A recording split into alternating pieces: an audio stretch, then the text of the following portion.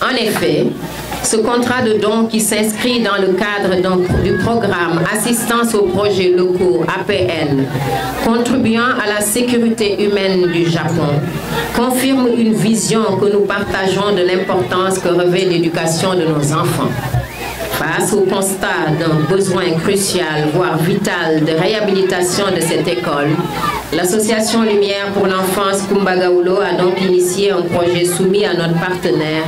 l'ambassade du Japon, qui a accepté de nous accompagner par un don de 70 000 € qui permettra, sur une durée de 2 mois, la réhabilitation de 12 salles de classe, la réfection de la bibliothèque, de la salle des professeurs et des toilettes et l'aménagement du cadre de vie.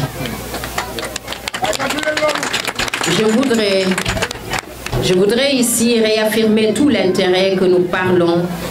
portons à la qualité des travaux, au respect des obligations contractuelles, notamment en termes de délai d'exécution, pour que l'école élémentaire Pikine 17 soit cet espace convivial, doté de toutes les commodités requises pour des conditions les meilleures d'études, au grand bonheur des enseignants à qui je rends hommage pour la noblesse de leur mission sacerdotale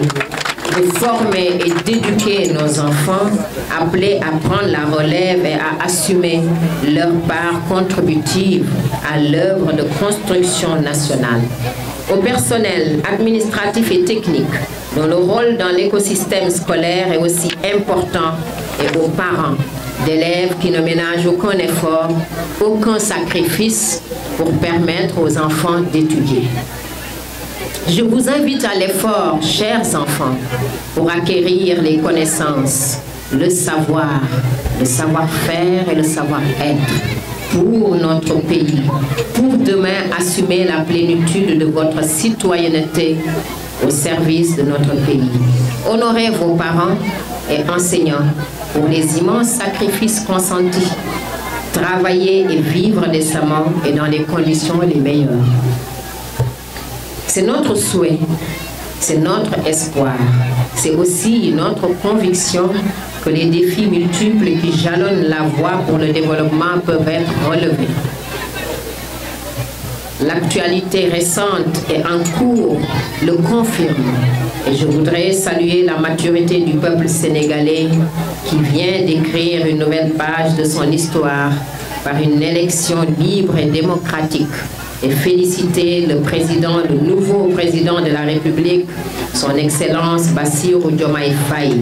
et lui souhaiter plein succès dans l'accomplissement